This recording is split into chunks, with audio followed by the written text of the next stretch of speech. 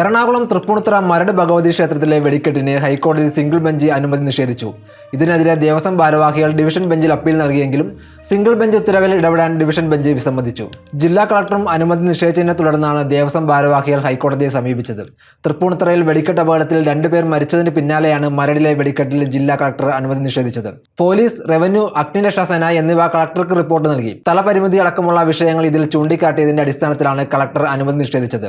ക്ഷേത്ര പരിസരത്ത് വെടിക്കെട്ട് നടത്താൻ പറ്റിയ സാഹചര്യമല്ലെന്നാണ് കളക്ടർ വിശദീകരിക്കുന്നത്.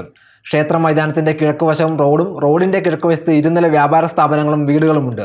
മൈതാനത്തിന്റെ തെക്കുവശം മാങ്കായിൽ സ്കൂളും ITIയുടെ പുതിയ കെട്ടിടവുമാണ്. മൈതാനങ്ങളോട് ചേർന്ന് കെട്ടിടങ്ങളും മറ്റ് വ്യാപാര സ്ഥാപനങ്ങളുമുണ്ട്.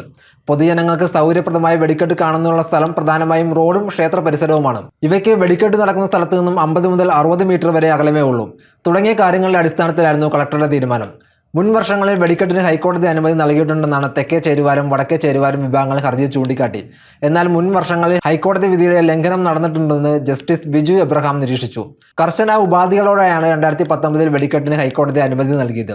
അപകടകരമായ അമിട്ടുകളും വെടിമരുന്നും സൂക്ഷിച്ചതിന് ആ വർഷം പോലീസ് കേസെടുത്തിരുന്നു.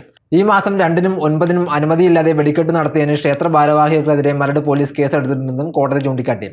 ഇരു ചേരുവാരങ്ങളിലും മത്സര സ്വഭാവമില്ലാത്ത പരസ്പര ധാരണയിലാണ് പ്രവർത്തിക്കുന്നതെന്ന് ഹർജിക്കാർ വാദിച്ചിരുന്നു.